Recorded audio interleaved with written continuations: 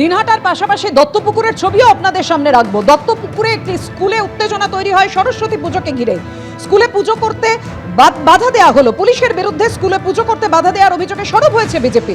স্কুলে পুজো করতে না পেরে স্কুলের সামনে রাস্তায় পুজো হয়, এমনটাই দাবি বিজেপির। শিক্ষক অভিভাবকরা যে বৈঠক করেন, প্রথমে পুজো না করার সিদ্ধান্ত নেওয়া হয় সেই বৈঠকে। সেই কারণেই বিদ্যালয় প্রাঙ্গণে পুজো করতে দেওয়া হয়নি বলে পুলিশ দাবি করেছে।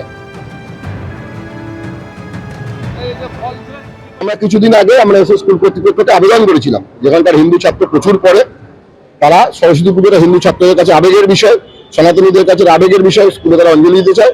স্কুল কর্তৃপক্ষ সেদিনকে পুলিশ ডেকে আমাদের কথা রাজি হয়নি। পরবর্তীকালে হিন্দু ছাত্রছাত্রীদের আবেগকে উপেক্ষা করে স্কুল কর্তৃপক্ষ বলে স্কুলে পুজো করা যাবে না। কিন্তু আজকে প্রচুর গার্জিয়ান হিন্দু ছাত্রছাত্রী উপস্থিত হয়েছেন, তারা স্কুলে পুজো করতে গেছেন এবং পুলিশ প্রশাসন এসে আজকে স্কুল থেকে সরস্বতী ঠাকুরকে বের করে দিয়ে সরস্বতী ঠাকুরকে এই ফুটপাতে দাঁড়িয়ে আজকে পশ্চিমবঙ্গে সনাতনীদের এই পরিস্থিতি গেছে। আজকে আমরা বাংলাদেশের কথা বলি, পশ্চিমবঙ্গের সাথে বাংলাদেশের এই মুহূর্তে কোনো পার্থক্য নেই। আমাদের পঞ্চায়েতে এসেছিল বিজেপির ছেলে, তাই বললাম যদি করবে এখানে আমাদের কোনো ভূমিকা নেই। পশ্চিমবঙ্গের পুজো করতে গেলে অবাধে পুজো হয়, লক্ষ লক্ষ কোটি কোটি সরস্বতী হচ্ছে। কিন্তু কোন দল, আমরা তৃণমূল কংগ্রেসের পার্টি থেকে বা পঞ্চায়েত থেকে কোনো হস্তক্ষেপ করি না। এই যদি পুজো করতে চায় কেউ বাধা দিলে স্কুলের ভিতরে, সেটা নিশ্চয়ই আমরা দেখব। কলকাতা ইডি ডিরেক্টর রাহুল নবীন দেখা করতে চাইলেই সাক্ষাৎ, মন্তব্য রাজ্যপালের। So ED director is here for a lot of reasons. There is any plan to Is come there to any your chance place? that he's meeting with you today? See, officials coming here, asking for appointment to meet the governor is a usual thing.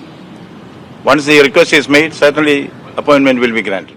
Kolkata ইডির director আর তিনি বলছেন যে মামলা FIR নিয়ে ভাবতে হবে না, তদন্তের মতো চলবে। কুণাল ঘোষ কলকাতা ইডির ডিরেক্টর এসেছেন, তা নিয়ে কি মন্তব্য করেছেন শুনুন। সেন্ট্রাল এজেন্সিগুলো ভোটের আগে একটু সক্রিয় হয়, ধারণা হয়ে যায় যে বিজেপি এগুলো করাচ্ছে। এজেন্সি সেগুলো না করলে তাদের নিজেদের সুনামের প্রতি সুবিচার করবে।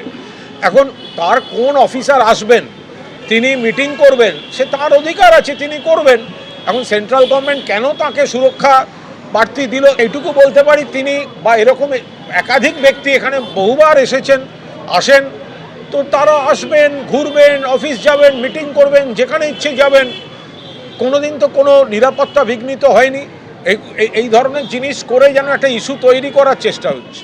বিবাহ বিতর্কে অভিনেতা রাজনীতিক হিরণ চট্টোপাধ্যায়ের বিরুদ্ধে পুলিশের মামলা।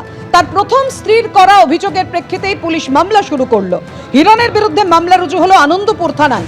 হিরণ চট্টোপাধ্যায়ের বিরুদ্ধে মানসিক ও শারীরিক অত্যাচারের অভিযোগ করেছেন প্রথম স্ত্রী অনিন্দিতা।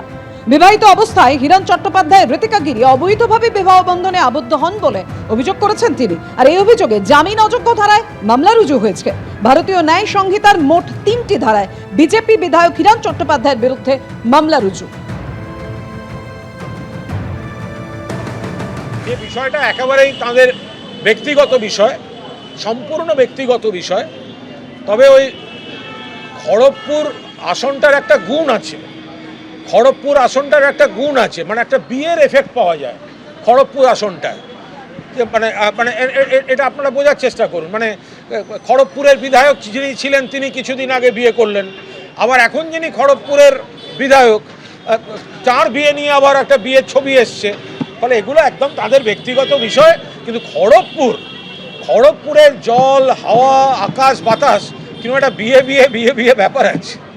রাজনীতিবিদদের এগুলো ভেবেচিন্তে করা উচিত, কিন্তু পশ্চিমবঙ্গের রাজনীতিবিদরা এগুলো ভেবেচিন্তে করেন না। আমি কারোর ব্যক্তিগত কোনো বিষয়ে আমি কথা বলবো না, কিন্তু এই রাজ্যে এই ধরনের ঘটনা অতীতে অনেকবার ঘটেছে, শোভন বৈশাখীর ক্ষেত্রেও দেখেছি। দিনহাটা কলেজে সরস্বতী পুজোয় উত্তেজনা, দুপক্ষের মারামারি, ঘটনাস্থলে পুলিশ আসে, ফাঁকা করে দেওয়া হয় পুজো মণ্ডপ। আতঙ্কে কলেজ থেকে বেরোলেন দর্শনার্থীরা।